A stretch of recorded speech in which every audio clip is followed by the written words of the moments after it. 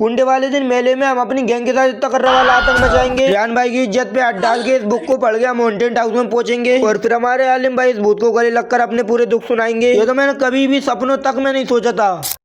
अस्सलाम वालेकुम everyone, welcome back to my new blog. तो जैसा कि आप सभी को पता है आए थे अपने कुंडे, इसीलिए सुबह जल्दी नहा धो करके मैं रेडी हो गया था 11 बजे और फिर स्टिकिया के साथ गुलाब जामुन वगैरह खाने के बाद मैं निकल गया था बाहर की ओर। मैं बाहर गेड़ी मारने के लिए जा रहा था, फिर दोस्तों का फोन आया था मेले जाने के लिए, इसीलिए फिर तैयार वगैरह होने के बाद मैं पहुंच चुका था रेहान भाई के पास। हमारे रेहान भाई से बच्चे तो ऐसे डरते हैं जैसे किसी राक्षस ने एक चींटी पकड़ ली हुई। और फिर अरबाई भाई के घर पे खीर पूरी खाने के बाद हम मेले की ओर भी निकल चुके थे। आगे इस पुल को पार करके हम मेले की ओर बढ़ते आ रहे थे और फिर हम इस चौराहे पर उतर गए थे क्योंकि आगे पुलिस का बहुत ही ज्यादा खतरा। भाई सर्दी ज्यादा पड़ रही है और आप अपने घर से बाहर नहीं निकले।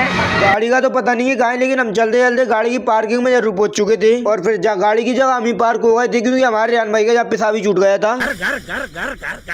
और फिर हम पैदल पैदल मेले के अंदर जा रहे थे। अपने ग्वालियर मेले के अंदर ग्रेविटी वाला झूला बहुत ही फेमस चल रहा है, इसीलिए उस झूले को झूलने के लिए मैं भी बहुत ही एक्साइटेड था। और फिर इधर से झूला वगैरह देखने के बाद हम निकल चुके थे ग्रेविटी वाले झूले की खोज में। मैं उस झूले में पहली बार झूलूंगा, मैं नहीं सॉरी मेरे दोस्त भी पहली बार झूलेंगे। और फिर जो उल्टी सीधी जगहों पे से जाने के बाद मुझे तो लगता है उल्टी सीधी जगह पे निकलेंगे। जगहों पर तो खैर अच्छी पहुंच चुके थे लेकिन अभी पता नहीं पड़ रहा था मुझे कौन सी जगह पे हम। चलो उल्टी सीधी जगहों पे से निकलने के बाद एक चीज का तो फायदा हुआ, हमको आगे चल के ग्रेविटी वाला झूला भी दिख गया था। इधर आने के बाद हमारा तो पोपट ही हो गया, पता नहीं है ये झूला किस चीज से बंद हो गया है। पूरी मेहनत मेरी इन दोनों शेर ने पानी में मिला दी थी, मतलब मैं जिस चीज के लिए आया था वही बंद हो गई।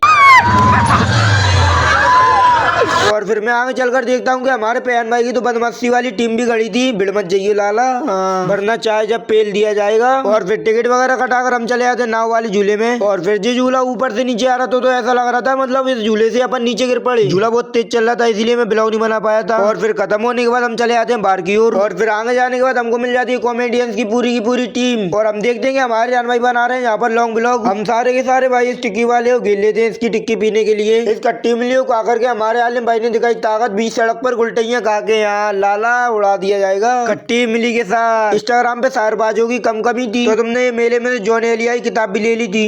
आज की डेट में पापड़ मिल जाएंगे था। मैंने किताब खोली थी जब तक तो इन्होंने पापड़ ही गायब कर दिए थे। और फिर हम सारे भाइयों का अचानक से प्लान बन जाता है हॉन्टेड हाउस में आने का। और आगे इसके अंदर चलने में तो सबकी पट रही थी, मैं तो सबसे पीछे चल रहा था क्योंकि आज से पहले मैं इस भूल भुलैया में कभी गया नहीं हूँ, आज गया हूँ। इन लोगों से मुलाकात करने के बाद फिर हम बाहर भी आ गए थे। और फिर रेहान भाई झूलने लगते हैं हमारा बच्चों वाला गेम। मैंने यहाँ पर रेहान की बहुत ज्यादा मजे लिए थे। ब्लॉग बहुत ज्यादा लॉन्ग हो रहा है इसीलिए मैं आपको दिखा नहीं सकता।